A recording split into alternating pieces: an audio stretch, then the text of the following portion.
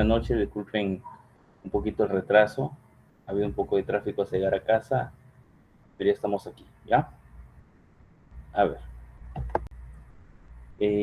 lo que vamos a recordar el día de hoy es parte de la motilidad gástrica, parte también del plexo nervioso y la fisiología de, de un proceso que forma parte de todo el programa digestivo que tiene nuestro tubo gastrointestinal.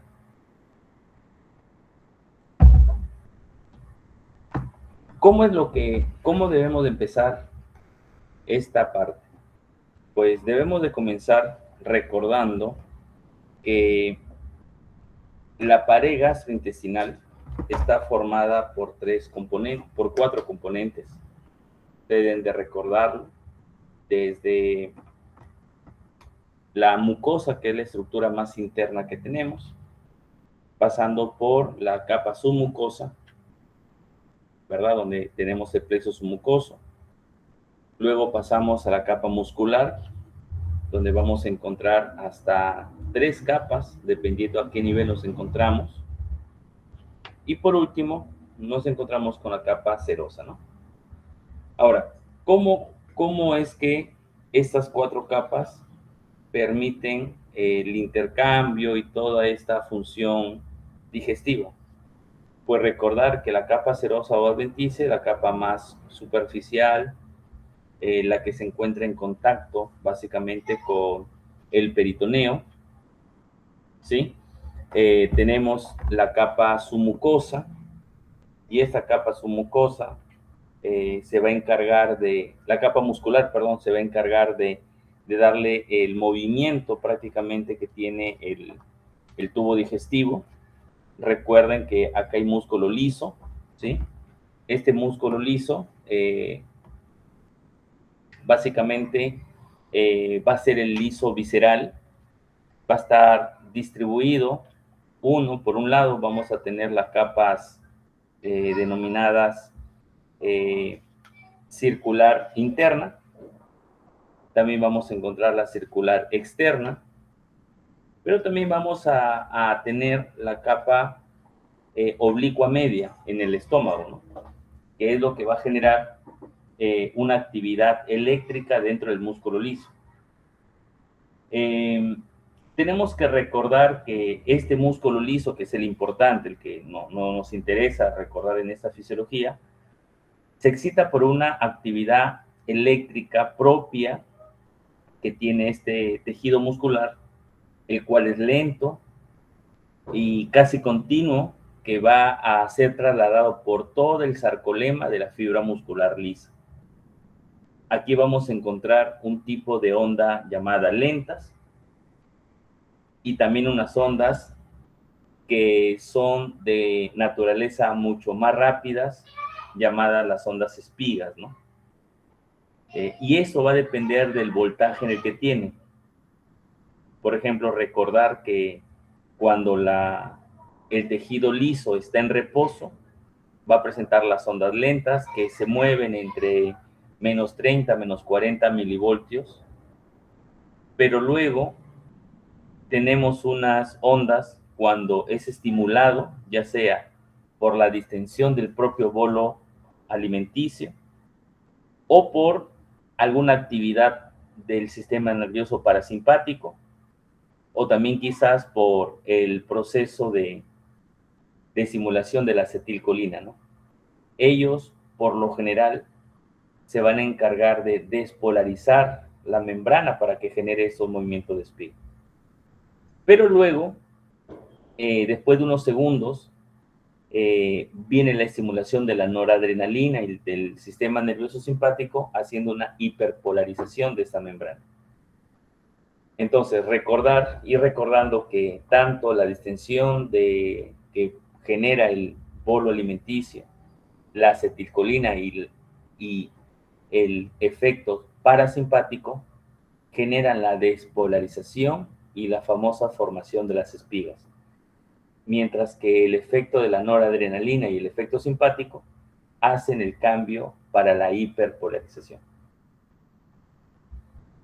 Aquí tenemos que miren el músculo, miren cómo el músculo liso empieza a generar esas contracciones, ¿verdad? Que va a estar prácticamente regulada por el plexo nervioso de Auerbach, ¿sí? El plexo mioentérico, así se denomina. Vamos a encontrar una célula llamada intersticiales de Cajal, y obviamente este músculo también responde a ciertas hormonas gastrointestinales, ¿no? ¿Y qué función le van a dar al tubo digestivo? Pues la de propulsar el alimento, mezclarlo con las diferentes secreciones digestivas que se encuentran, facilita también la digestión y la absorción, ya que va a pasar más tiempo sobre el epitelio digestivo, generando mayor superficie de contacto con el quimo o el kilo, ¿no? Y una vez absorbido, también transportará los residuos hacia la parte final de este tubo digestivo para su respectiva eliminación. Ahora, ¿qué son las células intersticiales de Cajal, no? El libro menciona que esas fibras, esas células, son unos marcapasos eléctricos que tiene el tubo digestivo, en donde a través de la entrada rápida del calcio generan una despolarización de la membrana y genera justamente ese potencial en espiga, ¿no? O sea, esa punta que nosotros veíamos también incluso cuando hemos hecho las prácticas de Fisio 1 también, ¿no? Cuando hacían músculo liso y todo eso, ¿no? Generan la propagación de la onda lenta también, van a permitir que la onda lenta, que son en reposo, de forma espontánea, y también comunican el sistema nervioso entérico con el músculo liso, ¿no? Ya que ellos van a recibir el potencial de acción de las neuronas que vienen a través del plexo de Auerbach, ¿no? Ahora, interesante saber que casi todas las contracciones gastrointestinales son rítmicas. Y a estas frecuencias se le llaman las ondas lentas, ¿no? Son espontáneas, rítmicas, son lentas.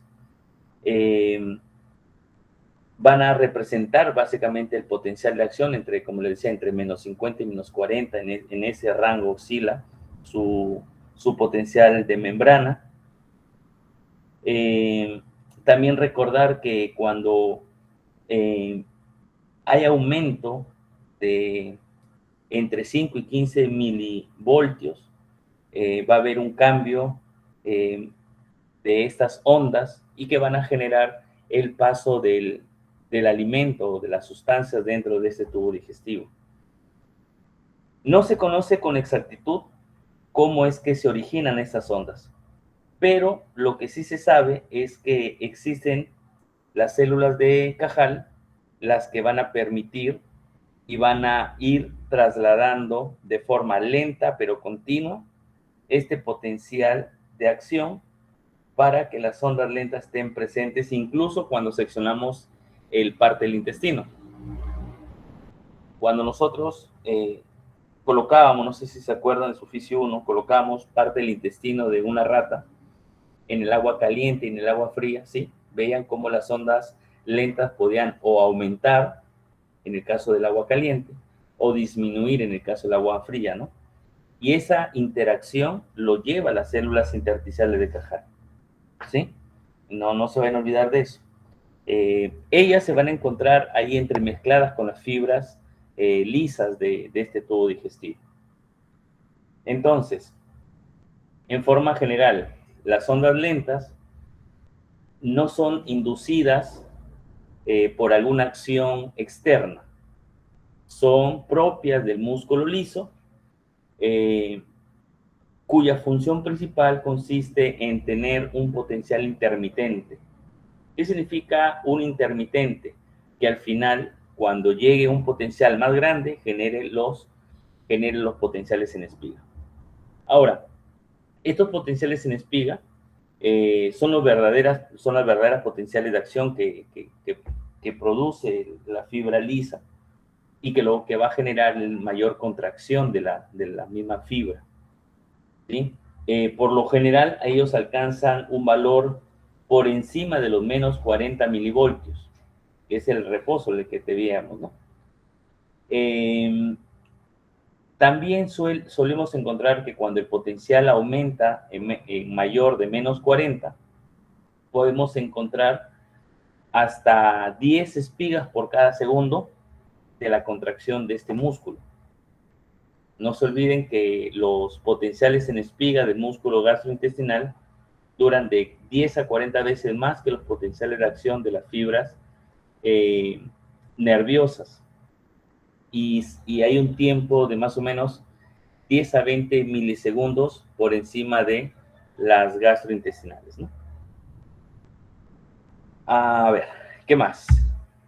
Aquí está lo que les mencionaba. Las células intersticiales son unos marcapasos. Las ondas oscilan entre 50 y 40. Estas ondas son propagadas por las células de Cajal. Recordar que aquí tenemos la regla del umbral. Si el potencial de acción es lo suficientemente alto para llegar al umbral de excitación, se genera el potencial de espiga, ¿no? De 1 a 10 por cada segundo, ¿no? ¿Y eso qué representa histológicamente? Representa el ingreso masivo de calcio para justamente la contracción de este músculo, ¿no? Es lo que genera. Básicamente es entrada rápida del calcio para que la fibra se pueda contraer. Recordar que la contracción del músculo liso sucede cuando ingresa el ion calcio en las fibras musculares, ¿sí? Estos calcios se van a unir a una proteína llamada calmodulina, activando las fibras de miosina y generando justamente la contracción del músculo. Aquí las ondas lentas no propician la entrada de calcio en la fibra muscular lisa, sino que solo los iones sodio ingresan hacia la membrana generando la despolarización de las mismas, generando el potencial de acción. En cambio, ya las ondas espigas son las que van a generar la máxima entrada de calcio dentro de la célula para generar mayor parte de las contracciones.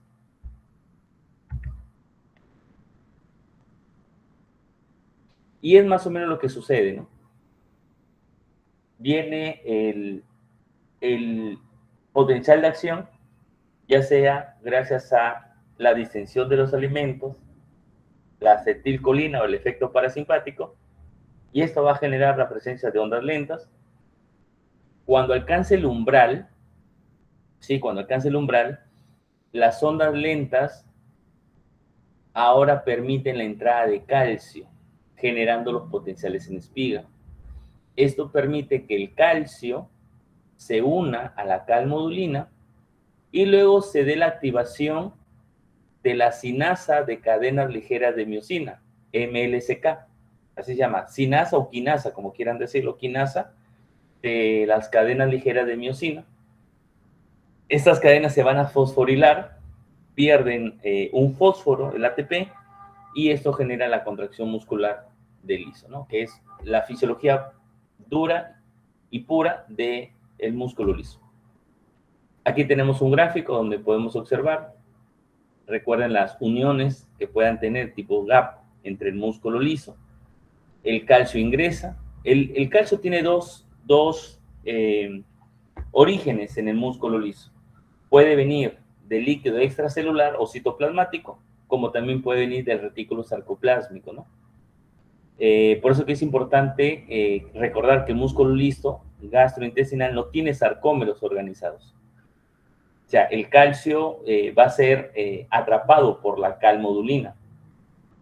No como sucede con la troponina, luego desplazamiento de la tropomiosina, no sé si se acuerdan, y esto generaba la ruptura de un ATP para que la zona de unión entre actina y miosina se queden libres, y luego se dé el famoso golpe de anclaje, ¿no? De entre la actina y miosina, llegaba de 45 grados, no. Aquí ocurre que el calcio intracelular se une con la calmodulina, este complejo activa la sinasa de cadena ligera de miosina para que se fosforile y genere la contracción muscular. Es así como se da la contracción, ¿no? Y esto obviamente lo va a tener a cargo las células intersticiales de Cajal. Ahora bien, ¿cuál es la diferencia entre estos plexos, entre el plexo mientérico y el submucoso? Pues recordar que el plexo mientérico está formado en su mayor parte por canales lineales de muchas neuronas interconectadas que van a estar a lo largo del tubo digestivo en la capa muscular. Por eso se llama plexo mientérico de Auerbach. Ubicación entre la capa muscular circular y la longitudinal, circular interna, longitudinal externa, el famoso CIL.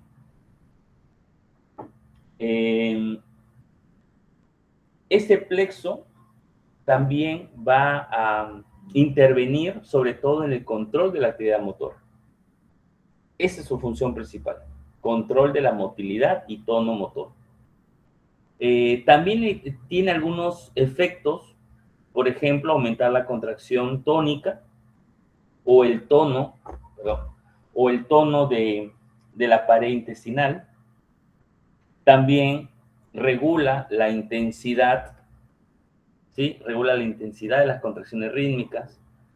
Va a tener un ligero aumento de la frecuencia también de las contracciones. Incluso puede aumentar la velocidad de la conducción de las ondas de excitación a lo largo de todo el intestino, lo que va a incrementar la rapidez del movimiento en las famosas ondas peristálticas. Por eso que cuando nosotros vemos el resumen, vemos que regula la coordinación del peristaltismo. Porque el peristaltismo, no sé si se acordarán ustedes, es un movimiento que abarca desde la contracción de lo más proximal a la boca hacia lo más distal, que es el ano. Ese es el peristaltismo, que va a permitir la conducción. Y este plexo mientérico no debería de ser considerado un excitador completo, a pesar de que tiene neuronas excitadoras que van a favorecer la contracción y la despolarización a través de los neurotransmisores como la acetilcolina, la sustancia P, pero también presenta unas neuronas inhibidoras que van a responder al óxido nítrico y al BIP, ¿no? Al inhibidor, que lo que van a hacer es hiperpolarizar la membrana y relajar la fibra muscular lisa, ¿no? Ahora, ¿cuál es el efecto inhibidor más importante? Cuidado, que es el BIP, el polipéptido intestinal vasoactivo, que es quien manda señales inhibidoras para relajar los esfínteres musculares que van a permitir la progresión del alimento a través del tubo digestivo, como sucede en el esfínter del píloro, que justamente este BIP, el polipéptido intestinal vasoactivo inhibidor, el BIP, junto con el óxido nítrico, relajan el esfínter pilórico para que el alimento del estómago pasen al intestino delgado, generándose el famoso vaciamiento, que es importante esto. ¿Por qué? Porque hay personas que sufren gastritis y que tienen un vaciamiento lento, lo que genera que el ácido clorhídrico esté más expuesto, más tiempo a la mucosa gástrica esté expuesta más tiempo hacia el ácido. Y al estar expuesta más tiempo al ácido, puede generar mayor lesión de la que tenía. Por eso que también en ciertas enfermedades el vaciamiento gástrico más bien facilita y podría mejorar esta condición clínica del paciente, ¿no? Ahora, el plexo submucoso, por otro lado, ya no se va a encontrar en la capa muscular, sino se encuentra en la capa submucosa. Su principal función ya no es la motilidad, miren, sino es la secreción y la absorción, porque va a regular el flujo sanguíneo que presenta la mucosa, donde se está realizando el proceso digestivo, y va a ocupar básicamente toda la parte parietal interna del músculo del intestinal.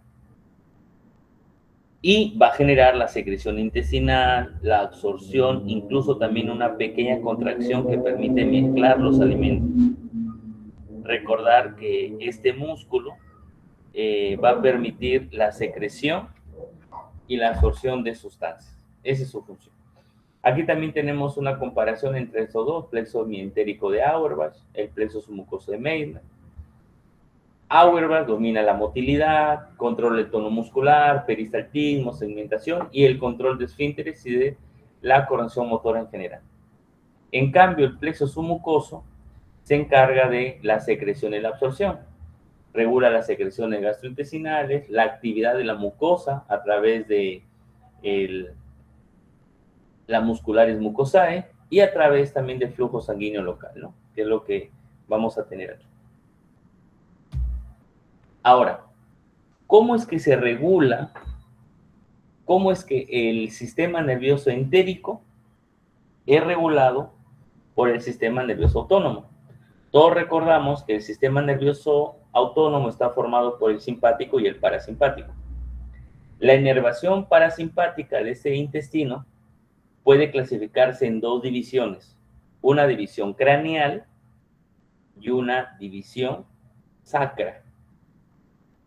¿Sí? Ahora, ¿cómo es que la división parasimpática puede mirarse a través de dos flancos? Pues primero, recordar que tanto en la región craneal, o sea, la región bucal, faringe, el tubo digestivo, los nervios vagos son los que van a llevar toda la información de las fibras del sistema parasimpático craneal. ¿Sí? Estas también le van a proporcionar, por lo general, inervación al esófago, al estómago, al páncreas, y en algunos casos, en menor caso definitivamente, también puede alcanzar al intestino y hasta la primera mitad del intestino grueso, ya que el sistema parasimpático sacro se origina desde la S2, S3, S4 y va a viajar a través de los nervios pélvicos hacia la mitad distal del intestino grueso y llega hasta el ano. Es por eso que el colon, sigmoideo, el recto y el ano están considerados mejor por inervación de las fibras parasimpáticas que cualquier otra región del intestino. Y es por eso también que va a ser importante recordarlo, ya que hay un reflejo, el reflejo de la defecación. Entonces, para ir cerrando con ciertas conclusiones, podemos decir que el parasimpático presenta dos porciones que las conocemos, sacra coccigia. La parte sacra abarca toda la boca, faringe, esófago, estómago, parte del intestino, todo el intestino delgado y parte del intestino grueso, dicen la parte proximal, ¿no? O como decimos en los libros, la mitad derecha del colon. Mientras que la parte sacra ya va a inervar a la mitad izquierda del tubo digestivo, ¿no? Es decir, al colon descendente, colon sigmoide, el recto y el ano, ¿verdad? Que es justamente para el reflejo defecatorio. Es importante. Efecto, aumenta la actividad gastrointestinal. El neurotransmisor, la acetilcolina, favorece la contracción, motilidad y secreción. Y el origen, nervio vago y nervios pélvicos. No te olvides del nervio vago para la región craneal, nervios pélvicos para la región sacra. Ahora, las fibras simpáticas de este tubo digestivo van a tener origen básicamente en la columna torácica y también se apoya en la parte lumbar, por eso que el simpático se llama toracolumbar. ¿Y cuáles son las fibras que aportan inervación a esta región de la cadena simpática?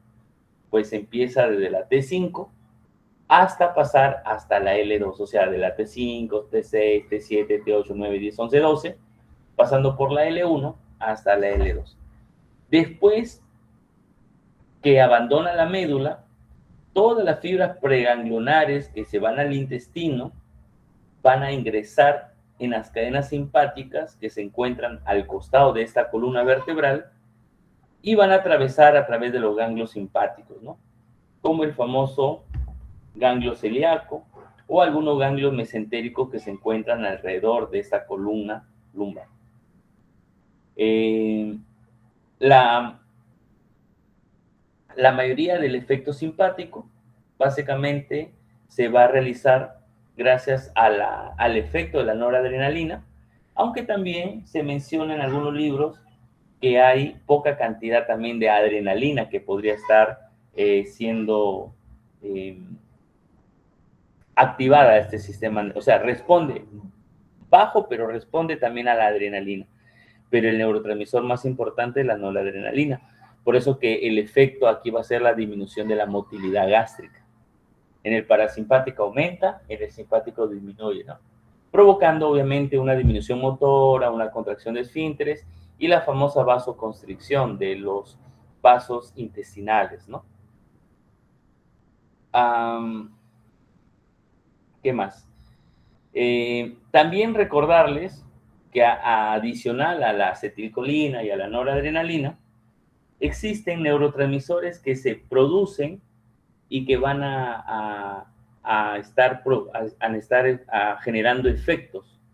Ejemplo, el ATP, ejemplo, la serotonina, la dopamina, la CCK, la misma sustancia P, el BIP, polipéptido intestinal vasoactivo, la somatostatina, las encefalinas, la metencefalina y la bombecina, ¿no? Que justamente van a tener un efecto ya sea a través del parasimpático como del simpático. Miren, aquí está el reflejo de la masticación. Recordar que el reflejo de la masticación se da gracias a el músculo macetero, que es el principal. Tenemos el temporal también, pero también tenemos los pterigoideos, ¿no? Por eso que dice que el macetero y el temporal hacen la elevación y la protrusión del bolo de la mandíbula, mientras que el pterigoideo lo que va a realizar es la propulsión, pero lateralidad. Recordar también, muchachos, pues una pregunta de examen, que tanto el macetero, el temporal, como el pterigoideo medial o interno son los encargados de elevar la mandíbula, mientras que los encargados de deprimir la mandíbula son el digástrico, el genioideo y el pterigoideo lateral o externo, ¿sí? Ellos en conjunto lateralizan la mandíbula, pero por separado, uno eleva, que es el pterigoideo interno, y el otro lo deprime, que es el pterigoideo externo. Básicamente la masticación se da para fragmentar el alimento, mezclarlo con la saliva, formar el bolo alimenticio, ¿no? Ustedes ya lo recordarán. Y presenta un componente voluntario, que es la fase oral. Ustedes deben de recordar eso. La fase oral es el principal efecto o es voluntario, donde la persona está masticando, formando justamente el bolo alimenticio. Una vez que ya lo siente formado, la lengua impulsa el bolo y esa es la forma voluntaria. Porque luego vienen dos fases más en donde vamos a tener la fase faríngea, que ya es involuntaria. Aquí ocurre la elevación del paladar blando, se cierra la comunicación con la nasofaringe y también se cierra la glotis a través de la epiglotis. Esto va a inhibir unos segundos la respiración y aperturará el esfínter esofágico superior, ¿no? De esta manera, si mira, se cierra aquí, se cierra la nasofaringe a través del paladar blando, la epiglotis cierra la glotis y se abre esa apertura el esfínter esofágico superior, generando la caída del bolo alimenticio hacia la vía digestiva, ¿no? Hacia la vía digestiva. Y ya estando en el esófago, viene la última fase, que es la fase esofágica, que también sigue siendo involuntaria. Por eso le decía que en la deglución, la primera fase, la oral o bucal, es voluntaria y las dos siguientes es involuntaria. Aquí tenemos cómo es que se va preparando la masticación a través de los músculos que les he mencionado. La saliva presenta unas enzimas como la amilasa salival, la lipasa lingual, la mucinas y el bicarbonato, que son producidas por la glándula parótea, su maxilar lingual, que lo hemos visto en las clases anteriores, ¿no? De este tema. La deglución tiene 3 fases. La primera fase, la fase oral, voluntaria. La segunda fase, la fase faríngea, involuntaria. Y luego ya viene el peristaltismo producto de la porción esofágica, ¿no? Recuerda que el esófago histológicamente se divide en 3 porciones. Una porción de músculo estriado, el tercio superior.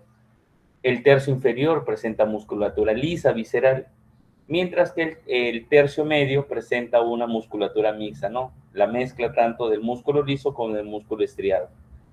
¿Esto qué va a generar? 2 tipos de peristaltismo. El peristaltismo primario, relacionado con la deglución inicial, y el peristaltismo secundario, que es activado si persiste o si presenta el esófago un contenido, en este caso, alimento que está pasando por el tubo digestivo, ¿no? Superior.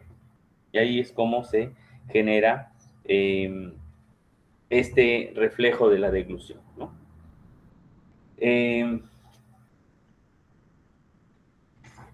Cuando el alimento llega al estómago, se va a generar la producción de gastrina. Incluso, no sé si se acuerdan del taller de laboratorio, el hecho de que una persona esté oliendo el alimento o imaginándoselo, este alimento, ¿verdad? Va a generar la producción de gastrina a través de la célula G, del antro del estómago. Y ellos van a empezar el alimento va a empezar a distender el estómago y se va a empezar a liberar grandes cantidades de gastrina hasta que se produzca también de 1 hasta 2 litros, incluso algunos pueden llegar hasta 3 litros de producción de ácido clorhídrico, ¿no? Debido a la estimulación de la gastrina, ¿no? Es por eso que la gastrina va a favorecer básicamente la secreción de ácido clorhídrico y también la secreción de la mucosa gástrica. Porque recuerden que si por un lado estimula la producción de ácido clorhídrico, también tiene que protegerlo de este mismo ácido. Por eso que también se produce una secreción mucosa para proteger, ¿no? Ahora, ¿quién afecta aquí también? La colecistocinina, la CCK. Esta CCK, que son producidas por el duodeno y el yeyuno, lo que van a generar es la producción, ¿sí?, de jugo intestinal cuando el alimento contiene o trae dentro de su composición ácidos grasos y algunos monoglicéridos. ¿Esto qué va a generar? Va a generar que la vesícula biliar empiece a contraerse y al contraerse la vesícula, pues expulsa bilis hacia el intestino. Por eso que una de las funciones de la CCK es la excreta de jugo biliar, ¿no? De jugo biliar. Profesor, ¿y hacia dónde lo excreta? Hacia la segunda porción del duodeno, hacia la porción descendente, y ahí teníamos la carúncula mayor, ¿no? Y el orificio se va a llamar el ampolla de Vater, ¿no? Ahora, es importante también recordar que la colecistocinina inhibe de una forma moderada la contracción gástrica, por lo cual el tiempo de vaciamiento del estómago puede estar retrasado. Ahora, ¿esto qué me dice? Que cuando la vesícula biliar se empieza a contraer, el estómago se relaja, deja de contraerse. Ese es un efecto de la CCK. Repito, cuando la CCK se produce, se empieza a liberar jugo biliar producto de la contracción de la vesícula. Pero este efecto genera que el estómago que se estaba contrayendo para vaciar el alimento detenga y el alimento se mantenga más tiempo dentro del estómago hasta que la bilis pueda hacer efecto en el duodeno, porque si no, todo se fuera más rápido y la bilis no emulsionaría las grasas y no haría la función que tiene. Ya, eso es importante.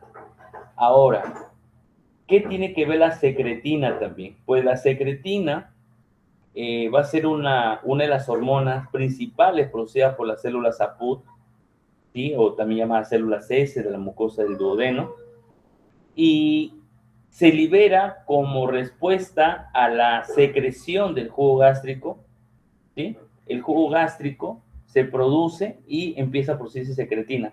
¿Y qué va a hacer la secretina? La secretina va a permitir que el páncreas empiece a producir jugo pancreático, pero rico en bicarbonato. Esa es una pregunta clásica, muchachos. Es una pregunta clásica. Función de cada hormona. La función de la secretina produce jugo pancreático rico en bicarbonato. Mientras que la colecistocinina, la CCK, produce también jugo pancreático, pero rica en enzimas, porque lo que va a permitir es lo que quiere es degradar, ¿no? Degradar y facilitar la digestión y la absorción. No te olvides, esa es una pregunta clásica, muchachos, de examen. Ahora, ¿qué hace el péptido inhibidor gástrico? ¿Cierto? Porque hay un polipéptido, pero este es el péptido inhibidor gástrico. Este va a estar secretado por el intestino delgado y se da como respuesta a la presencia de tanto aminoácidos como ácidos grasos.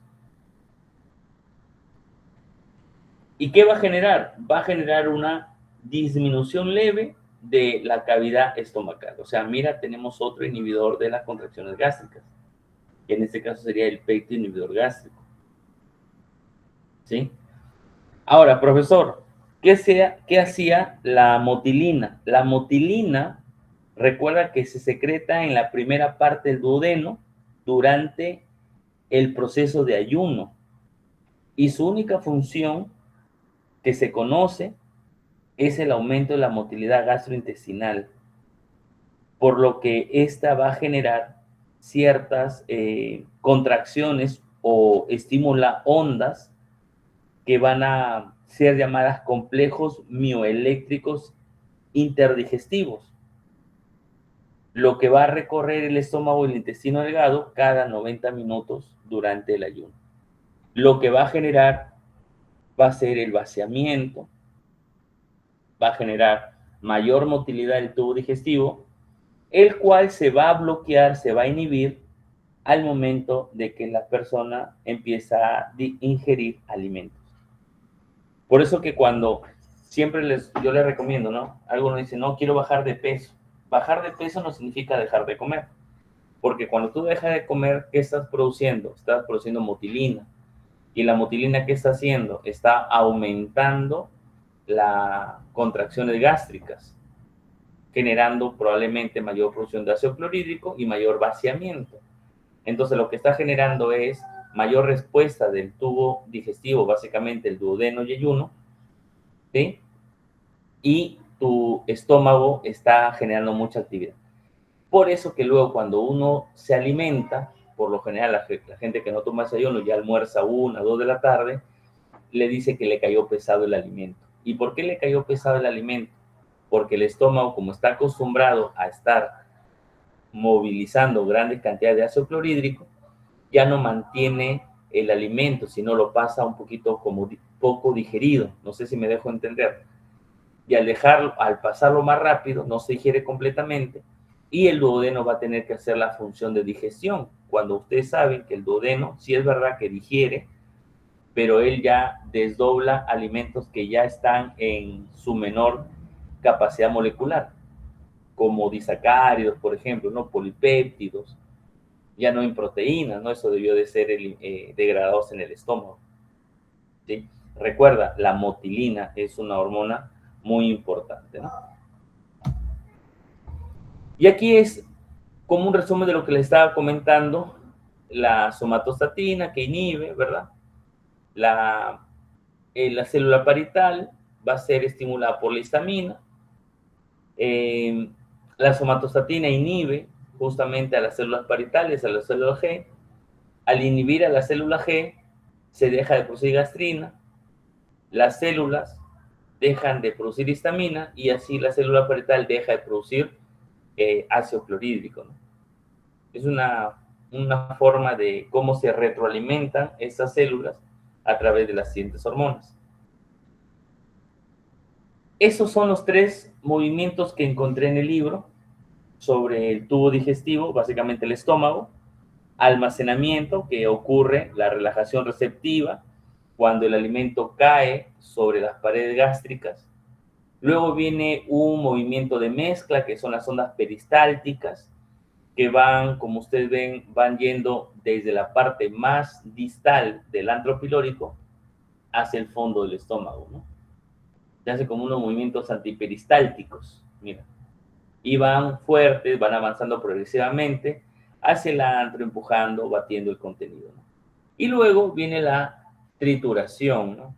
Que es la retropulsión. Ya el quimo formado es impulsado contra el píloro, parcialmente cerrado, y va a retornar hacia el cuerpo gástrico para una mezcla y homogeneización externa. O sea, como que lo que pasa por el antro pilórico tiene que tener ciertas características. Y lo que aún no han logrado esas características, regresan para seguir mezclándose, seguir produciendo a través de las enzimas. Y es así como nuestro estómago va generando su motilidad. Aquí un resumen de las células y las hormonas, incluso los efectos, que ya saben que es una pregunta de examen, ¿no? Como les había mencionado, la gastrina aumenta la motilidad gástrica, la motilina aumenta el complejo motor migratorio, recuerden, esto genera mayor vaciamiento gástrico y que el alimento esté menos tiempo en el estómago y más en el duodeno. La CSK, que disminuye el vaciamiento gástrico, lo habíamos visto, ¿no? Se produce la CSK, se vacía la vesícula, pero se detiene el vaciamiento gástrico. La secretina también disminuye la actividad gástrica, ¿verdad? El péptido inhibidor gástrico, vamos a tener también que disminuye la actividad gástrica, igual que GLP-1, que disminuye también el vaciamiento gástrico, y la somatostatina, que disminuye en forma general las actividades gastrointestinales, ¿no? Recuerda los excitadores, la acetilcolina, la sustancia P, cuando aumenta el calcio genera contracción, y los inhibidores a través del óxido nítrico y el polipéptido intestinal va a generar una relajación, ¿sí? Va a generar una relajación en todo el tubo digestivo, ¿no? No se olviden, ¿no? El polipéptido intestinal vasoactivo.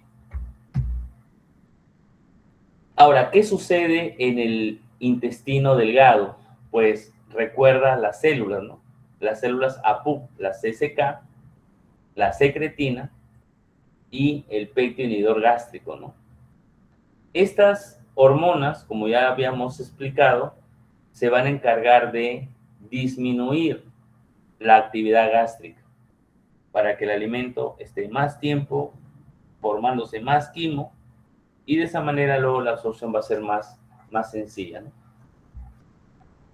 Ahí tenemos también un resumen de cuáles son las hormonas. Podría ser una pregunta esa, ¿no? ¿Cuáles son las hormonas que aumentan la motilidad gástrica? Gastrina, motilina, y las que disminuyen de cierta forma la actividad gástrica, la CSK, la secretina, la GIP y la GLP-1. ¿Sí? Ese es un cuadrito donde vemos cómo es el equilibrio, cómo es que nuestro intestino y el estómago permanentemente están tratando de regularse entre sí. Recuerda nomás que los factores gástricos favorecen el vaciamiento, como la distensión gástrica, la misma gastrina, o la actividad de la bomba pilórica, ¿no? Lo que habían visto, ¿no? Que venía todo el quimo, se chocaba contra el píloro y lo que podía pasar atravesaba el esfínter y el resto regresaba al fondo para seguir mezclándose, ¿no? En cambio, el duodeno va a tratar de frenarle el vaciamiento a través de la distensión duodenal. Cuando hay mucha acidez, recuerdan que el duodeno es básico gracias a la producción pancreática. Cuando hay mucha grasa, también frena el vaciamiento. La hiperosmolaridad o producto de digestión, ¿no? Ahora, el intestino va a presentar un movimiento propulsivo llamado peristaltismo. Y esa es la famosa ley fundamental del intestino. En una parte, el intestino se contrae, pero el segmento siguiente, el músculo se relaja. De esta manera, va avanzando de a pocos el alimento. Un segmento que se contrae y un segmento que se relaja, ¿no? Entonces decimos, la contracción proximal más la relajación distal genera la famosa propulsión. Esa es la forma más sencilla que encontré para poder entender este movimiento llamado propulsión, ¿no? Porque recordarás que una de las propiedades más importantes que tiene el músculo liso es el peristaltismo, ¿no? ¿Verdad? Incluso este músculo liso siempre se menciona que que se comporta como un sinsitio. ¿Qué significa un sinsitio? Que todos o que todas las fibras se contraen a la vez, ¿no? Entonces eso es lo que vamos a tener aquí. ¿Qué más? Yo creo que eso básicamente, ese es el efecto de propulsión. Luego vamos a tener un segmento o un movimiento de mezcla o segmentación. Entonces, miren, una contracción proximal, pero una relajación distal, ¿no? Y así es como el bolo alimenticio va a ir avanzando, ¿no? En el tubo. Pero luego viene una zona llamada segmentación, que son los movimientos de mezcla. Esa segmentación se va a dar para que todo el kilo, que ya está por aquí, se mezcle, ¿no? Y así se pueda también aumentar la superficie de absorción.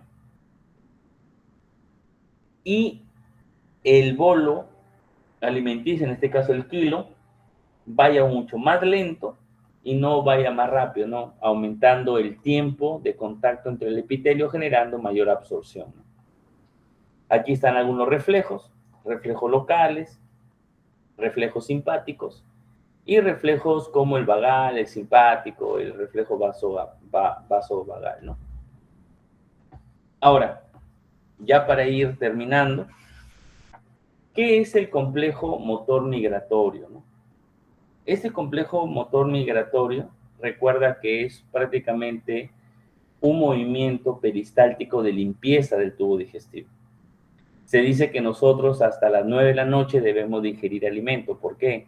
Porque es el complejo motor migratorio que empieza a producirse durante la noche o el sueño. Se presenta básicamente durante el ayuno. O sea, son prácticamente casi 8 horas que empieza a funcionar este complejo motor. Son unas ondas que van a recorrer desde el estómago hasta el intestino delgado terminal. Todo eso va a limpiar a todo el tubo gastrointestinal. Esto, ¿qué va a permitir? Que si hay restos de alimentos no digeridos o pegados en el epitelio, porque pueden que se peguen, sean removidos, reduciendo así la acumulación de bacterias también, ¿no? Porque de pronto si hay alimento guardado, por ejemplo, una porción de proteínas o todavía de carbohidratos, lo dudo, pero podría ser, o de otro material, permita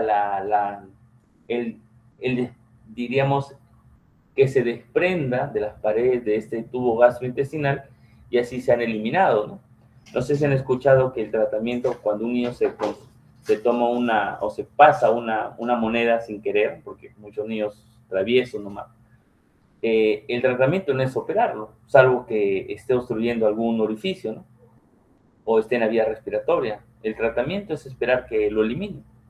Ahora, ¿cómo es que un cirujano o un pediatra le dice esto con tanta seguridad a la mamá?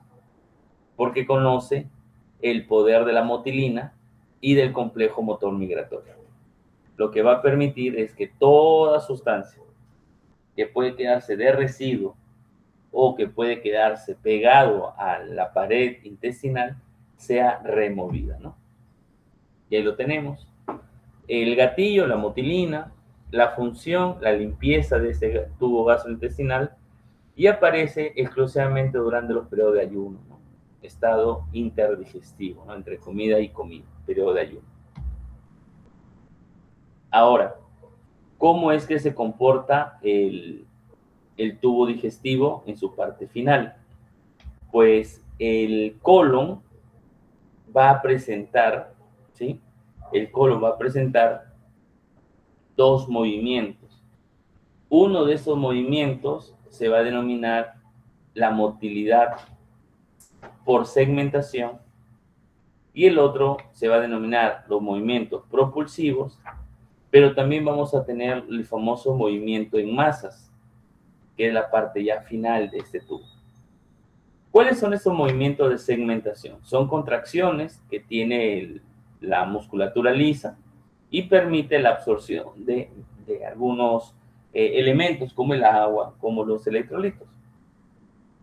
Los movimientos propulsivos, como habíamos visto, son contracciones clásicas de la parte más proximal del tubo hacia la parte más distal del mismo.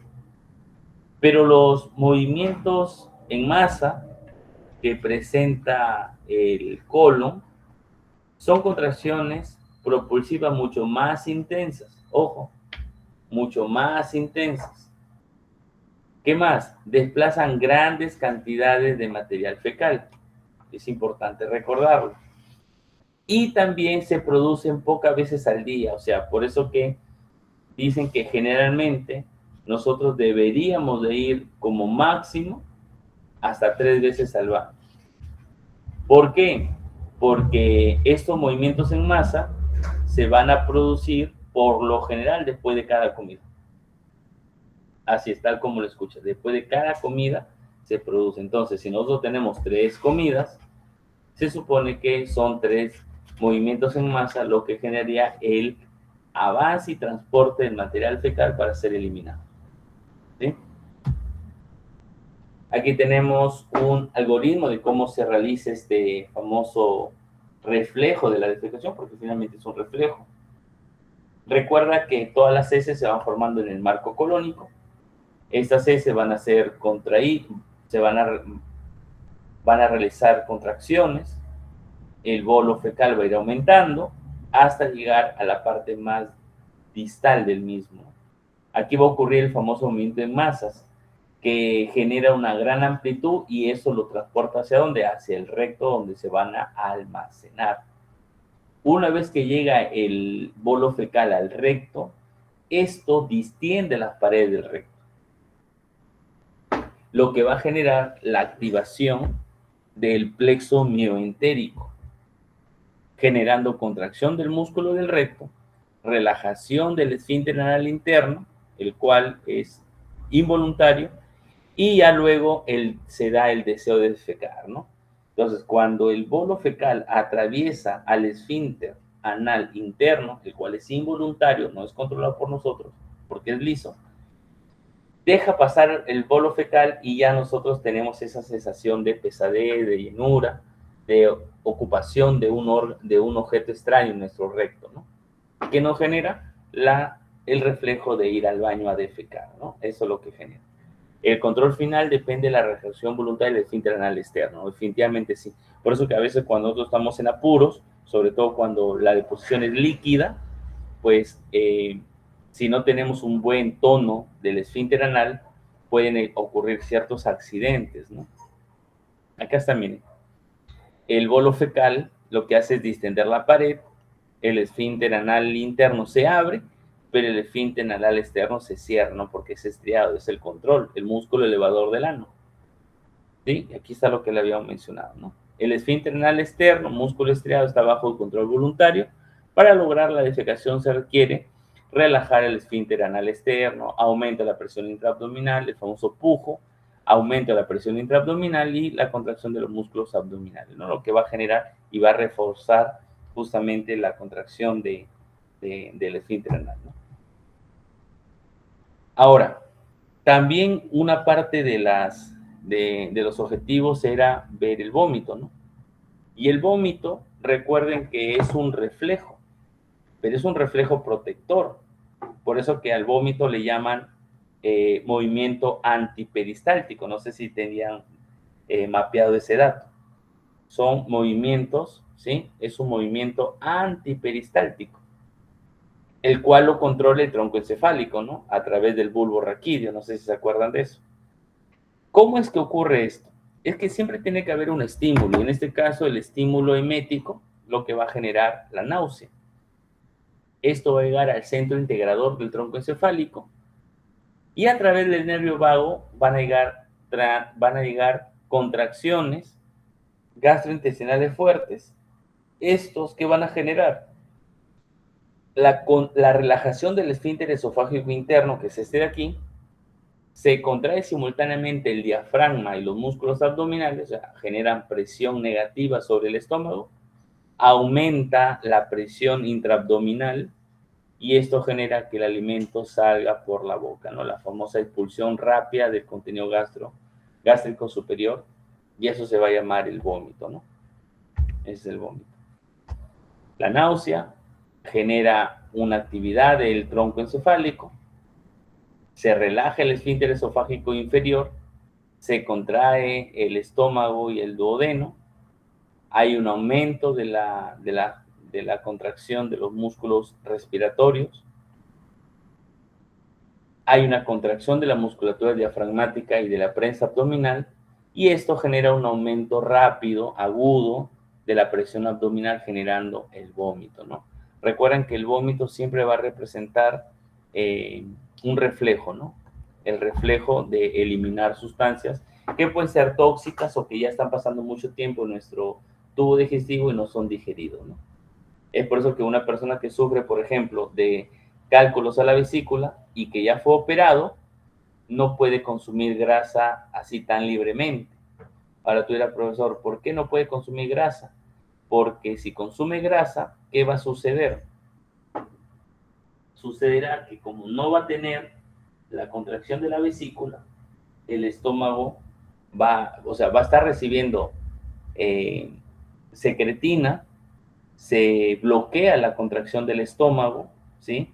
Se va a retrasar el vaciamiento gástrico, y como hay grasa y en la vía biliar no va a encontrar bilis, pues el estómago tiende a aumentar de presión y todo lo que hemos visto, ¿no? Y se genera la náusea. Aquí algunos datos, por ejemplo, de las ondas lentas, el potencial de despliegue, la entrada de calcio, la segmentación, el peristaltismo, que va siempre atrás para adelante, la retropulsión, desde la parte del antro pilórico hasta el píloro, el complejo motor, ¿cierto? Que habíamos visto a través de la motilina, y el movimiento en masa del colon, ¿no? Que va a propulsar. Finalmente aquí les dejo un resumen, un cuadrito que por ahí lo encontré, interesante, sobre las células y estructuras que ejercen tanto control eléctrico, regulación de la hormonal y células digestivas que tiene, la actividad que tiene cada una de ellas en resumen y el efecto principal también, ¿no? Yo creo que eso también es importante recordar. Entonces, aquí con esto hemos terminado, salvo que tengan alguna pregunta, tengan alguna sugerencia, que quedo pendiente de lo que ustedes me puedan decir, muchachos. Muchas gracias. ¿Alguna pregunta, alguna duda? Como verán, un tema corto, un tema interesante, porque mezcla músculo liso que usted ya conoce con el tema que estamos viendo ahora de tubo digestivo, ¿no? ¿Alguna pregunta? ¿Se escuchó? ¿Siguen allí? ¿Ya se fueron? Todo claro, doctor. Sí, claro. Me habían solicitado las preguntas de examen de este material, va a salir las preguntitas de cada uno de los temas que hemos visto, ¿sí? Tanto de la semana antepasada, como lo vimos, como de esta clase, ¿ya? Se lo compartí la presentación al delegado, a Miguel. No sé si Miguel lograste compartirlo con los muchachos. Sí, doctor, ya les compartí. Ah, bacán. Bacán, entonces tienen para que sirva de guía, para que puedan repasar y estudiarlo, ¿ya? Hasta luego, doctor. Muchas Listo, gracias. con eso estamos culminando. Un abrazo y espero que le vaya bien en su examen. Y ya nos veremos el día jueves. ¿Puede hacer el examen, no, Miguel? Sí, doctor. Doctor, una consulta. Dime. ¿Se podría quedar al último? Claro, claro.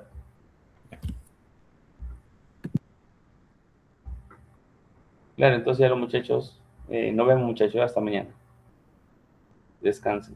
Hasta luego, doctor. Buenas noches. Muchas gracias, chicos, Hasta gracias. luego, doctor. Buenas noches.